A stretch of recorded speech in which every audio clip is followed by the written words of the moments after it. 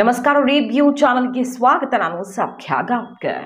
ಬಿಜೆಪಿಗೆ ಸರಿಯಾದ ಟೈಮ್ಗೆ ಕೈ ಸೇರಿದ ಬ್ರಹ್ಮಾಸ್ತ್ರ. ರಾಹುಲ್ ವಿರುದ್ಧ ಮುಗಿಬಿದ್ದ ಕಮಲ ಪಡೆ. ಅಷ್ಟೇ ಅಲ್ಲ, INDI ಕೂಟದ ನಾಯಕರ ಮುಖ ಕೊನೆಗೂ ಸರಿಯಾದ ಸಮಯಕ್ಕಾದ್ರೂ ಬಯಲಾಯ್ತಲ್ಲ, ಜನ ಮೋಸ ಹೋಗೋಕ್ಕೂ ಮುನ್ನ ಅಂತ ಈಗ ಕಿಡಿಕಾರ್ತಾ ಇರೋದು. ಏನಾಗ್ತಾ ಇದೆ ಹಾಗಾದ್ರೆ? ಕೈಗೆ ಈಗ ಕಸಿ ಬಿಸಿ ತಂದಿಟ್ಟಿರುವಂತಹ ಘಟನೆ ಏನು? ಮಾಹಿತಿನ ಮುಂದೆ ಇಡ್ತಾ ಇದೀವಿ. ಮಿಸ್ ಮಾಡಿದ್ರೆ ನಮ್ಮ ಚಾನಲ್ನ ಸಬ್ಸ್ಕ್ರೈಬ್ ಮಾಡಿ, ನಿಮ್ಮ ಅಭಿಪ್ರಾಯ ಕಮೆಂಟ್ ಮಾಡಿ ತಿಳಿಸಿ. ವೀಕ್ಷಕರೇ, ಇಡೀ ದೇಶದ ಗಮನ ಸೆಳಿತಿರೋದು, ಇಡೀ ದೇಶದ ಜನ ಕಾಯ್ತಿರೋದು ಜಮ್ಮು ಕಾಶ್ಮೀರದ ರಿಸಲ್ಟ್ ಏನಾಗುತ್ತೆ ಈ ಎಲೆಕ್ಷನ್ ಅಲ್ಲಿ ಅಂತ. ಜಮ್ಮು ಕಾಶ್ಮೀರ ಇಷ್ಟು ವರ್ಷಗಳಾದ ಮೇಲೆ ಚುನಾವಣೆ ನಡೀತಿದೆ. ಆರ್ಟಿಕಲ್ 370 ರದ್ದಿನ ಬಳಿಕ ಮೊದಲ ಎಲೆಕ್ಷನ್ ಆಗ್ತಿದೆ. ಲೋಕಸಭಾ ಚುನಾವಣೆಯಲ್ಲಿ ಬೇರೆ ಅನಿರೀಕ್ಷಿತ ಫಲಿತಾಂಶ ಬಂದಿದೆ. ಅದರ ಬೆನ್ನಲ್ಲೇ ಆಗ್ತಿರುವ ಮೊಟ್ಟ ಮೊದಲ ಚುನಾವಣೆ ಬೇರೆ. ಹೀಗಿರುವಾಗ ಏನಾಗತ್ತಪ್ಪ ಎಲೆಕ್ಷನ್ ಅನ್ನುವ ಕುತೂಹಲ. ಇಲ್ಲಿ ಫಲಿತಾಂಶ ಮೋದಿ ಸರ್ಕಾರ ಈ ಹಿಂದಿನ ಅವಧಿಯಲ್ಲಿ ತಗೊಂಡ ನಿರ್ಧಾರ ತಪ್ಪ ಸರಿನಾ ಅನ್ನೋದನ್ನ ಹೇಳುತ್ತೆ. ಹಾಗಾಗಿ ಬಹಳ ಆಸಕ್ತಿ ಇದೆ ಇಡೀ ದೇಶಕ್ಕೆ ಜಮ್ಮು ಕಾಶ್ಮೀರದ ಎಲೆಕ್ಷನ್ ಏನಾಗುತ್ತೆ ಅಂತ. ಈ ಎಲೆಕ್ಷನ್ ನಲ್ಲಿ ಈಗ ನೋಡಿ, ಬಿಗ್ ಟ್ವಿಸ್ಟ್. ಕೊನೆಗೂ ಸರಿಯಾದ ಸಮಯಕ್ಕೆ ಗೊತ್ತಾಯ್ತಲ್ಲ, ಇವರು ಬಣ್ಣ ಬಯಲಾಯ್ತಲ್ಲ ಅಂತ ಮುಗಿ ಬೀಳ್ತಿರೋದು. ಯಾಕೆ ಹಾಗಾದ್ರೆ ಬಿಜೆಪಿ? ನೋಡಿ, ಕಾಂಗ್ರೆಸ್ ಈಗ ಕೈ ಹಿಸುಕಿಕೊಳ್ಳುವಂತಾಗಿದೆ. ಮೊನ್ನೆ ಅಷ್ಟೇ ಮೈತ್ರಿ ಸೀಟ್ ಶೇರ್ ಎಲ್ಲ ಫೈನಲ್ ಮಾಡ್ಕೊಂಡ್ರಲ್ಲ. NC ಜೊತೆಗೆ ನ್ಯಾಷನಲ್ ಕಾನ್ಫರೆನ್ಸ್ ಪಾರ್ಟಿ ಜೊತೆಗೆ ಅಬ್ದುಲ್ಲಾ ಪಾರ್ಟಿ ಜೊತೆಗೆ ರಾಹುಲ್ ಗಾಂಧಿ ಕೈ ಕುಲುಕಿದ್ರು. ಈಗ ಎಂಥ ಪರಿಸ್ಥಿತಿ ಬಂದಿದೆ ಅಂದ್ರೆ ನೋಡಿ, ಫಾರೂಕ್ ಅಬ್ದುಲ್ಲಾ ಹೇಳ್ತಾ ಇದ್ದಾರೆ, ಅವ್ರು ಕೊಟ್ಟಿರೋ ಸ್ಟೇಟ್ಮೆಂಟ್ ರಾಷ್ಟ್ರ ರಾಜಕಾರಣದಲ್ಲಿ ಅಲ್ಲೋಲ ಕಲ್ಲೋಲ ಸೃಷ್ಟಿ ಮಾಡ್ತಿದೆ. ಅಫ್ಜಲ್ ಗುರು ಹ್ಯಾಂಗ್ ಮಾಡಿದ್ರಿಂದ ಏನೂ ಪ್ರಯೋಜನ ಆಗಿಲ್ಲ, ಅದು ತಪ್ಪು ಅಂತಿದ್ದಾರೆ. 2001ರ ಪಾರ್ಲಿಮೆಂಟ್ ಅಟ್ಯಾಕ್, ಈ ಕಾರಣದಿಂದಾಗಿ ಗಲ್ಲಿಗೆ ಗುರಿಯಾದಂಥ ಅಫ್ಜಲ್ ಗುರು ಒಬ್ಬ ಪ್ರತ್ಯೇಕತಾವಾದಿ, ಒಬ್ಬ ಭಯೋತ್ಪಾದಕ. ಈತನನ್ನ ಹ್ಯಾಂಗ್ ಮಾಡಿದ್ದು, ಗಲ್ಲಿಗೇರಿಸಿದ್ದೇ ತಪ್ಪು ಅಂತ ಈಗೇನು ಅವಶ್ಯಕತೆನೇ ಇಲ್ಲ ಆ ವಿಚಾರ. ಆತನ ಸಹೋದರ ಏನೋ ಜಮ್ಮು ಕಾಶ್ಮೀರ ಎಲೆಕ್ಷನ್ಗೆ ನಿಲ್ತಾ ಇದ್ದಾನೆ ಅನ್ನೋದೊಂದು ವಿಚಾರ ಇದೆ, ಬಿಟ್ರೆ ಬೇರೆ ಏನೂ ಇಲ್ಲ. ವೋಟ್ ಬ್ಯಾಂಕ್ಗೋಸ್ಕರ ಈ ಹಂತಕ್ಕೆ, ಈ ನೀಚ ಹಂತಕ್ಕೆ ಇಳಿಬಹುದಾ ಅನ್ನೋದಕ್ಕೆ ಈಗ ಮತ್ತೊಂದು ಎಕ್ಸಾಂಪಲ್. ಇದೇನು ಹೊಸದಲ್ಲ ಬಿಡಿ. ಪಾಕಿಸ್ತಾನಕ್ಕೆ ಜೈ ಅನ್ನೋದು, ಪಾಕಿಸ್ತಾನವನ್ನು ಹೊಗಳೋದು, ಮತ್ತೆ ಆರ್ಟಿಕಲ್ 370 ಮರುಸ್ಥಾಪಿಸ್ತೀವಿ ಅಂತ ಭರವಸೆ ಕೊಟ್ಟಿದ್ದಾರೆ. ಈ ಪ್ರಣಾಳಿಕೆಯಲ್ಲಿ ಪ್ರಮುಖ ವಿಚಾರಗಳೇ ಅಲ್ವಾ. UCC ಜಾರಿಗೆ ಬರೋಕ್ ಬಿಡಲ್ಲ, CAA ಜಾರಿಗೆ ಬರೋಕ್ ಬಿಡಲ್ಲ, ಇಲ್ಲಿ ಬೇರೆಯವ್ರು ಹೊರಗಡೆಯವ್ರು ಬಂದು ಆಸ್ತಿ ಖರೀದಿ ಮಾಡೋಕ್ ಬಿಡಲ್ಲ. ಅಂದ್ರೆ ಇನ್ವೆಸ್ಟ್ ಮಾಡೋದು ಇಷ್ಟ ಇಲ್ಲ ಇವ್ರಿಗೆ, ಇಂಡಸ್ಟ್ರಿಗಳು ಆಗೋದು ಇಷ್ಟ ಇಲ್ಲ, ಡೆವಲಪ್ಮೆಂಟ್ ಆಗೋದು ಇಷ್ಟ ಇಲ್ಲ ಅಂತ ಆಯ್ತಲ್ವಾ. ಈ ರದ್ದಾದ ಮೇಲೆ, ಆರ್ಟಿಕಲ್ 370 ರದ್ದಾದ ಮೇಲೆ ಯಾವ ರೀತಿ ಅಭಿವೃದ್ಧಿ ಆಗಿದೆ ಅನ್ನೋದನ್ನ ಡೇಟಾನೇ ಹೇಳ್ತಿದೆ, ಬೇರೆ ಏನೂ ಬೇಡ. ಸುಪ್ರೀಂ ಕೋರ್ಟ್ಗೆ ಕೊಟ್ಟಿರುವಂತಹ ಅಂಕಿ ಅಂಶಗಳೇ ಹೇಳ್ತಿದ್ದಾವೆ. ಜಮ್ಮು ಕಾಶ್ಮೀರ ಬದಲಾಗಿದೆ, ಭಯೋತ್ಪಾದಕತೆ ಎಲ್ಲ ವ್ಯಾನಿಷ್ ಆಗಿದೆ ಅಂತ ಅಲ್ಲ, ಆದರೆ ಕಡಿಮೆ ಆಗಿದೆ. ಕಲ್ಲು ತೂರಾಟ ಕಡಿಮೆ ಆಗಿದೆ, ಶಾಲೆಗಳು ಓಪನ್ ಆಗಿವೆ, ಜನಸಾಮಾನ್ಯರು ನಿಟ್ಟುಸಿರು ಬಿಡುವಂಥ ವಾತಾವರಣ ಸೃಷ್ಟಿಯಾಗಿರೋದು ಹೌದು. ಪ್ರವಾಸೋದ್ಯಮ ಅಂತೂ ದಾಖಲೆ ಬರಿತಾ ಇದೆ, ಅಷ್ಟು ಜನ ವಿಸಿಟ್ ಮಾಡ್ತಿದ್ದಾರೆ. ಈ ರೀತಿ ಒಂದು ಬದಲಾವಣೆಯನ್ನು ನೋಡೋದಕ್ಕೆ ಬಯಸದೇ ಇರೋರು ಯಾರು? ಭಯೋತ್ಪಾದಕರನ್ನ ಸಪೋರ್ಟ್ ಮಾಡ್ತಿರೋದು ಯಾರು? ನೋಡಿ, ನ್ಯಾಷನಲ್ ಕಾನ್ಫರೆನ್ಸ್ನ ಒಮರ್ ಅಬ್ದುಲ್ಲಾ ಹೇಳ್ತಾರೆ, ಅಫ್ಜಲ್ ಗುರು ಹ್ಯಾಂಗ್ ಮಾಡೋದಕ್ಕೆ ಅವತ್ತು ರಾಜ್ಯ ಸರ್ಕಾರದ ಮಾತನ್ನೇನಾದರೂ ಕೇಳೋ ಅವಕಾಶ ಇದ್ದಿದ್ರೆ ನಾವು ಖಂಡಿತ ಪರ್ಮಿಷನ್ ಕೊಡ್ತಿರ್ಲಿಲ್ಲ. ಕಾನೂನು ಅಡಿಯಲ್ಲಿ ಇಂಥದ್ದೊಂದು ಕೆಲಸ ಆಯಿತು, ಆದರೆ ಏನು ಪ್ರಯೋಜನ ಆಗಲಿಲ್ಲ, ಇದು ಅವಶ್ಯಕತೆನೇ ಇರಲಿಲ್ಲ ಅಂತಿದ್ದಾರೆ. ಮತ್ತು ನಾವಂತೂ ಒಪ್ತಿರ್ಲಿಲ್ಲ, ಗೌರ್ಮೆಂಟ್ ಕೈಯಲ್ಲಿ ಇದ್ದಿದ್ರೆ ನಾವು ಇದಕ್ಕೆ ಅವಕಾಶ ಮಾಡಿಕೊಡ್ತಿರ್ಲಿಲ್ಲ ಅನ್ನುವ ಮೂಲಕ ಒಬ್ಬ ಭಯೋತ್ಪಾದಕನನ್ನ, ಪಾರ್ಲಿಮೆಂಟ್ ದಾಳಿಯ ರೂವಾರಿಯನ್ನ ಉಳಿಸ್ಕೊಳ್ತಿದ್ವಿ ಅನ್ನೋ ಮಾತಾಡ್ತಿದ್ದಾರಾ ಒಮರ್ ಅಬ್ದುಲ್ಲಾ ಅವರು. ಇದಕ್ಕಿಂತ ಶೇಮ್ಫುಲ್ ಸ್ಟೇಟ್ಮೆಂಟ್ ಇನ್ಯಾವುದಾದ್ರು ಬೇಕಾ? ಇವರ ಜೊತೆಗೆ ಮೈತ್ರಿ ಮಾಡ್ಕೊಂಡು ಎಲೆಕ್ಷನ್ಗೆ ಹೋಗ್ತಿರುವಂತಹ ಕಾಂಗ್ರೆಸ್ಗೆ ಈಗ ಮುಜುಗರ ಎದುರಾಗಿದೆ. ಮೊದಲೇ ಈ ಆರ್ಟಿಕಲ್ 370 ಮರುಸ್ಥಾಪಿಸ್ತೀವಿ ಅನ್ನೋದ್ರ ಬಗ್ಗೆ ನಿಮ್ಮ ಅಭಿಪ್ರಾಯ ಗಟ್ಟಿಯಾಗಿ ಹೇಳಿ ನೋಡೋಣ ಅಂತ ಬಿಜೆಪಿ ಕಾಂಗ್ರೆಸ್ ಅನ್ನ ಆಗಾಗ ಕೆಣಕ್ತಾ ಇದೆ. ಈಗ ಅವ್ರೇನು ಭರವಸೆ ಕೊಟ್ಟಿದ್ದಾರಲ್ಲ, ಪಾಕಿಸ್ತಾನದ ಜೊತೆಗೆ ವ್ಯಾಪಾರ ವಹಿವಾಟು ಶುರು ಮಾಡ್ತೀವಿ, ಅವ್ರ ಜೊತೆ ಸಂಬಂಧ, ಮತ್ತೊಂದು ಒಂದೆರಡಲ್ಲ ಭರವಸೆಗಳು. ಭಾರತದ ರಕ್ಷಣೆ, ಸಮಗ್ರತೆ, ಭದ್ರತೆ, ಏಕತೆ ಎಲ್ಲದಕ್ಕೂ ಧಕ್ಕೆ ತರುವಂತಹ ಘೋಷಣೆಗಳನ್ನು ಮಾಡ್ಕೊಂಡು ಎಲೆಕ್ಷನ್ಗೆ ಹೋಗ್ತಿದ್ದಾರೆ ಕಾಂಗ್ರೆಸ್. ಅವ್ರ ಜೊತೆಗೆ ಗೆಲುವಿಗಾಗಿಯೋ ಇನ್ನೊಂದಕ್ಕಾಗಿಯೋ ಬಿಜೆಪಿ ಹಣಿಯೋದಕ್ಕಾಗಿಯೋ ಈಗ ಇಕ್ಕಟ್ಟಲ್ಲಿ ಸಿಕ್ಕಾಕೊಂಡಂಗೂ ಕಾಣಿಸ್ತಾ ಇದೆ, ನೋಡ್ತಾ ಇದ್ದೀವಿ.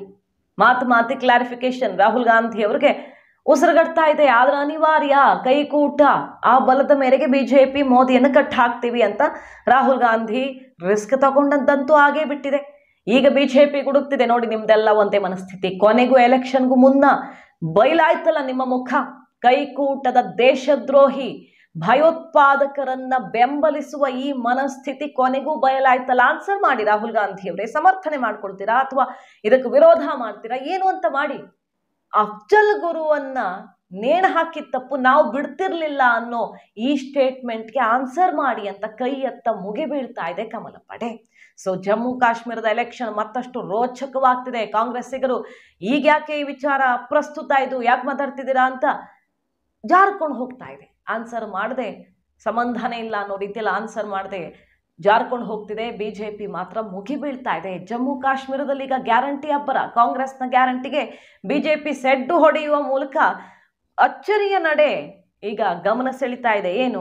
ಜಮ್ಮು ಕಾಶ್ಮೀರ ಎಲೆಕ್ಷನ್ ಅಲ್ಲಿ ಬಿಜೆಪಿಯಿಂದ ಗ್ಯಾರಂಟಿಗಳು. ಈಗ ಗ್ಯಾರಂಟಿ ಇಲ್ಲದೆ ಎಲೆಕ್ಷನ್ ಗೆಲ್ಲೋಕ್ಕಾಗಲ್ಲ ಅನ್ನೋ ಪರಿಸ್ಥಿತಿ ದೇಶದಲ್ಲಿ ಬಂದಿರೋದು ವಿಪರ್ಯಾಸ. ಅದು ಬಿಜೆಪಿ ಅನೌನ್ಸ್ ಮಾಡಲಿ, ಕಾಂಗ್ರೆಸ್ ಅನೌನ್ಸ್ ಮಾಡಲಿ. ಹಿಮಾಚಲದಲ್ಲಿ ಏನಾಗ್ತಿದೆ ಅಂತ ನೋಡ್ತಿದೀವಲ್ಲ. ಹಿಮಾಚಲ ಪ್ರದೇಶದಲ್ಲಿ ಆರ್ಥಿಕ ಬಿಕ್ಕಟ್ಟು, ದಿವಾಳಿಯತ್ತ ಸಾಗಿದೆ ಸರ್ಕಾರ. ಸಂಬಳ ಕೊಡೋಕೆ ದುಡ್ಡಿಲ್ಲ. ಆದ್ರೆ ಈಗ ಎಲ್ಲ ಎಲೆಕ್ಷನ್ಗಳಲ್ಲೂ ಪಕ್ಷಾತೀತವಾಗಿ ಗ್ಯಾರಂಟಿ ಘೋಷಣೆ. ಆಮ್ ಆದ್ಮಿ ಶುರು ಮಾಡ್ತು, ಕಾಂಗ್ರೆಸ್ ಅದನ್ನ ನೆಕ್ಸ್ಟ್ ಲೆವೆಲ್ಗೆ ತಗೊಂಡು ಹೋಯ್ತು, ಎಲೆಕ್ಷನ್ಗಳನ್ನ ಗೆಲ್ತು. ಲೋಕಸಭೆಯಲ್ಲಿ ಬಿಜೆಪಿಗೆ ಟಕ್ ಪೆಟ್ಟು ಬಿತ್ತು. ಈಗ ಬಿಜೆಪಿಯಿಂದ ಭರ್ಜರಿ ಘೋಷಣೆ. ಏನಾದರೂ ಆಗಲಿ, ಒಟ್ಟಿನಲ್ಲಿ ಜಮ್ಮು ಕಾಶ್ಮೀರದಲ್ಲಿ ನೀವು ಗ್ಯಾರಂಟಿ ಹೇಳಿದ್ರೆ ನಾವು ಅದಕ್ಕೆ ಸೆಡ್ ಹೊಡೆಯುವಂಥ ಗ್ಯಾರಂಟಿ ಕೊಡ್ತೀವಿ ಅಂತ ಈಗ ಗ್ಯಾರಂಟಿಯ ಮೂಲಕವೂ ಕೂಡ ಜಮ್ಮು ಕಾಶ್ಮೀರವನ್ನು ಉಳಿಸ್ಕೊಳ್ಳೋಕೆ ಹೋದಂಗೆ ಕಾಣಿಸ್ತಿದೆ. ಆರ್ಟಿಕಲ್ 370 ರದ್ದಾದ ಬಳಿಕ ಅಭಿವೃದ್ಧಿ ಆಗಿರೋದು ಕಣ್ಣಾರೆ ಕಾಣಿಸ್ತಿದೆ. ಅದಷ್ಟನ್ನೇ ಹೇಳಿಕೊಂಡು ಎಲೆಕ್ಷನ್ಗೆ ಹೋದ್ರೆ ಪ್ರಯೋಜನ ಇಲ್ಲ ಅಂತ ಅನಿಸಿರಬಹುದೇನೋ ಈ 24ರ ಚುನಾವಣೆಯ ಎಫೆಕ್ಟು. ಹಾಗಾಗಿ ಗ್ಯಾರಂಟಿಯ ಮೂಲಕವೇ ನಾವು ಉತ್ತರ ಕೊಡ್ತೀವಿ ಅಂತ ಏನೇನು ಘೋಷಣೆ ಮಾಡಿದ್ದಾರೆ ನೋಡಿ ಬಿಜೆಪಿ ಅವರು. ಮಾ ಸಮ್ಮಾನ್ ಯೋಜನೆಯಡಿ ಕುಟುಂಬದ ಹಿರಿಯ ಮಹಿಳೆಗೆ ವರ್ಷಕ್ಕೆ 18,000 ಅಂದರೆ 1,500 ಗೃಹಲಕ್ಷ್ಮಿ ರೀತಿ ತಿಂಗಳಿಗೆ ಕೊಡೋದು. ಪ್ರಧಾನಮಂತ್ರಿ ಉಜ್ವಲ ಯೋಜನೆ ಅಡಿಯಲ್ಲಿ ಪ್ರತಿ ಕುಟುಂಬಕ್ಕೆ ವರ್ಷಕ್ಕೆ 2 LPG ಸಿಲಿಂಡರ್ ಉಚಿತ. ಸ್ಪರ್ಧಾತ್ಮಕ ಪರೀಕ್ಷೆಗೆ ಹೋದವರಿಗೆ 2 ವರ್ಷಗಳವರೆಗೆ 10,000 ರೂಪಾಯಿ ಕೋಚಿಂಗ್ ಶುಲ್ಕ. ಪರೀಕ್ಷಾ ಕೇಂದ್ರಗಳಿಗೆ ಉಚಿತ ಪ್ರಯಾಣ ಸೌಲಭ್ಯ. 1 ಬಾರಿ ಪರೀಕ್ಷಾ ಅರ್ಜಿ ಶುಲ್ಕ ಮರುಪಾವತಿ. ಪ್ರಗತಿ ಶಿಕ್ಷಾ ಯೋಜನೆ ಅಡಿಯಲ್ಲಿ ಕಾಲೇಜು ವಿದ್ಯಾರ್ಥಿಗಳಿಗೆ ವರ್ಷಕ್ಕೆ 3,000 ರೂಪಾಯಿ ಧನ ಸಹಾಯ. ಗ್ರಾಮೀಣ ಭಾಗದ PUC ಓದ್ತಾ ಇರೋ ವಿದ್ಯಾರ್ಥಿಗಳಿಗೆ ಲ್ಯಾಪ್ಟಾಪು. ವೃದ್ಧಾಪ್ಯ ವೇತನ, ವಿಧವಾ ವೇತನ 1,000 ರೂಪಾಯಿ ಇದ್ದಿದ್ದು 3,000ಕ್ಕೆ ಏರಿಸ್ತಾ ಇರೋದು.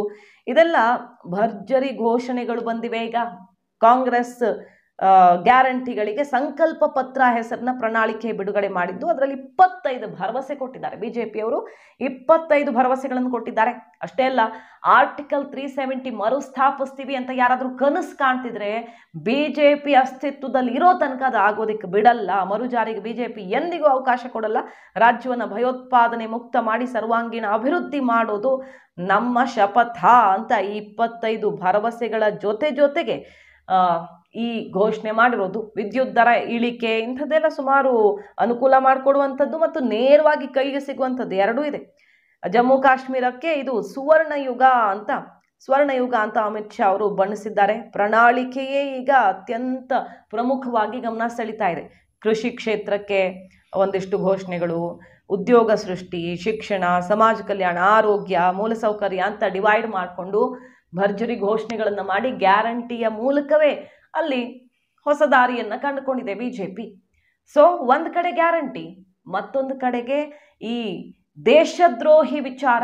ಜಮ್ಮು ಕಾಶ್ಮೀರ ಅಭಿವೃದ್ಧಿ ಆಗ್ತಿರೋದನ್ನ ಸಹಿಸದ ಮನಸ್ಥಿತಿಗಳು ಅಲ್ಲಿನವರನ್ನ ಹಿಪ್ಪೆ ಮಾಡಿದ್ದಂತಹ ಅಫ್ಜಲ್ ಗುರು ಅಂತಹ ಪ್ರತ್ಯೇಕತಾವಾದಿ ಭಯೋತ್ಪಾದಕರ ನಾಮಜಪ ಇಷ್ಟು ವರ್ಷ ಸತ್ತು ಬಿದ್ದ ಮೇಲೂ ಕೂಡ ಮಾಡ್ತಿದ್ದಾರೆ ಅಂದರೆ ಇದಕ್ಕಿಂತ ಬೇಕಾ ಅಂತ ಬಿಜೆಪಿ ಈಗ ಮುಗಿಬೀಳ್ತಿದೆ. ಮೊನ್ನೆ ಅಷ್ಟೇ ಇದೇ ಒಮರ್ ಅಬ್ದುಲ್ಲಾ ಜೊತೆ ಅಮೆರಿಕದವ್ರು ಬಂದು ಮೀಟಿಂಗ್ ಮಾಡಿದ್ರು.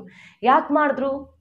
ಕೇಂದ್ರದ ವಿದೇಶಾಂಗ ಇಲಾಖೆ ಜೊತೆಗೆ ಮೀಟಿಂಗ್ ಮಾಡೋದು ಬಿಟ್ಟು ಡೈರೆಕ್ಟಾಗಿ ಜಮ್ಮು ಕಾಶ್ಮೀರದ ಮಾಜಿ CM ಮನೆಯಲ್ಲಿ ಒಳಗಡೆ ಹೋಗಿ ಕೂತು ಗಂಟೆಗಟ್ಟಲೆ ಮೀಟಿಂಗ್ ನಡೆಯುತ್ತೆ. ಅಮೆರಿಕದ ಒಂದು ನಿಯೋಗ ಬಂದಿರತ್ತೆ. ಅಮೆರಿಕದ ನಿಯೋಗಕ್ಕೆ ಇಲ್ಲೇನು ಕೆಲಸ ಅಂತ ಕೇಳಿದ್ರೆ ಕೊನೆಗೆ ಹೊರಗಡೆ ರಿಯಾಕ್ಟ್ ಮಾಡೋದು ಈ ಟ್ರಾವೆಲ್ ಬಗ್ಗೆ ಎಲ್ಲ ಅಮೆರಿಕ ಹುಷಾರಾಗಿರಿ, ಜಮ್ಮು ಕಾಶ್ಮೀರಕ್ಕೆ ಹೋಗಬೇಡಿ ಅಂತೆಲ್ಲ ಹೇಳಿತ್ತಲ್ಲ, ಆ ಮನಸ್ಥಿತಿಯನ್ನು ಬದಲಾಯಿಸ್ಕೊಳ್ಳೋಕೆ ಹೇಳಿ ಕಳಿಸಿದ್ದೀವಿ ಅಂತಾರೆ. ಸೊ ಅದನ್ನು ಡಿಸ್ಕಸ್ ಮಾಡೋಕೆ ಒಂದು ನಿಯೋಗ ತಗೊಂಡು ಇಲ್ಲಿ ಬಂದು ಕೂತ್ಕೊಂಡ್ರೆ ಅವ್ರ ಮನೇಲಿ. ಇದೊಂಥರ ತಮಾಷೆ ರೀತಿಯಲ್ಲಿ ಕಾಣಿಸ್ತು. ಅಸಲಿಗೆ ಮೋದಿ ಕಟ್ ಹಾಕೋದಿಕ್ಕೆ ಜಮ್ಮು ಕಾಶ್ಮೀರದಲ್ಲಿ ದೊಡ್ಡ ಪೆಟ್ಟು ಕೊಡೋದಕ್ಕೆ ಅಮೆರಿಕ ಹಸ್ತಕ್ಷೇಪ ಮಾಡ್ತಿದೆಯಾ? ಅಲ್ಲಿ ಜಮ್ಮು ಕಾಶ್ಮೀರ ಅಂದ್ರೆ ಒಂದು ಎಲೆಕ್ಷನ್ ಅಷ್ಟೇ ಅಲ್ವಲ್ಲ, ಇದು ದೇಶದ ಗಡಿ ವಿಚಾರ, ಆಂತರಿಕ ಶಾಂತಿಯ ವಿಚಾರ, ಭಾರತಕ್ಕೆ ಒಂದು ಪ್ರತಿಷ್ಠೆ ವಿಚಾರ. ಜಮ್ಮು ಕಾಶ್ಮೀರ POK ಗಡಿ ಅಂತ ಬಂದಾಗ ಬೇರೆ ದೇಶಗಳು ಹೆಚ್ಚು ತಲೆ ಹಾಕ್ತವೆ. ಸೊ ಅಲ್ಲಿ ಬಂದು ಯಾಕೆ ಕೂತ್ಕೊಳ್ತು ಅನ್ನೋ ಪ್ರಶ್ನೆ ಬಂತು. 24ರ ಎಲೆಕ್ಷನ್ನಲ್ಲೂ ಇದನ್ನೇ ಮಾಡಿದ್ದಾರೆ, ಈಗಲೂ ಮಾಡ್ತಿದ್ದಾರೆ. ಆ ಜೆನ್ನಿಫರ್ ಅನ್ನೋ ಅಧಿಕಾರಿಯೊಬ್ರು ಮೊನ್ನೆ ಅಷ್ಟೇ ಬಂದು ಚಂದ್ರಬಾಬು ನಾಯ್ಡು ಬೇರೆ ಬೇರೆ OIC ಎಲ್ಲ ಮೀಟ್ ಮಾಡ್ಕೊಂಡು ಹೋಗಿದ್ರಲ್ಲ, NDA ಭಾಗವಾಗಿರೋ ಪಕ್ಷಗಳನ್ನೇ ಹೊರಗೆ ತರೋ ಪ್ಲಾನ್ ಆಗ್ತಿದೆ ಅಂತೆಲ್ಲ ಏನೇನೋ ಸುದ್ದಿಗಳು ಬಂದವು. ಬೇರೆ ದೇಶಗಳಿಂದ ಎಲ್ಲ ಸೀಕ್ರೆಟ್ ರಿಪೋರ್ಟ್ಗಳೆಲ್ಲ ಬಂದವು, ಗುಪ್ತಚರ ಮಾಹಿತಿ ಕೇಂದ್ರ ಸರ್ಕಾರವನ್ನು ಅಲರ್ಟ್ ಮಾಡ್ತು. ಇದೆಲ್ಲದರ ನಡುವೆ ಈಗ ಒಮರ್ ಅಬ್ದುಲ್ಲಾ ಸ್ಟೇಟ್ಮೆಂಟ್ ಕೂಡ ದೊಡ್ಡ ಅಸ್ತ್ರವಾಗಿ ಪರಿಣಮಿಸಿದೆ. ಜಮ್ಮು ಕಾಶ್ಮೀರದ ಎಲೆಕ್ಷನ್ ರಿಸಲ್ಟ್ ಅಂತೂ 24ರ ಎಲೆಕ್ಷನ್ ರಿಸಲ್ಟ್ ಹೆಂಗಾದ್ರಲ್ಲ ಜನ ಹಾಗೆ ತುದಿಗಾಲ ಮೇಲೆ ನಿಂತು ಕಾಯೋ ರೀತಿಯಾಗಿದೆ. ಮಾಹಿತಿ ನಿಮ್ಗೆ ಇಷ್ಟ ಆಗಿದ್ರೆ ಮಿಸ್ ಮಾಡಿದೆ ನಮ್ಮ ಚಾನಲ್ನ ಸಬ್ಸ್ಕ್ರೈಬ್ ಮಾಡಿ, ನಿಮ್ಮ ಅಭಿಪ್ರಾಯ ಕಮೆಂಟ್ ಮಾಡಿ ತಿಳಿಸಿ. Thank you.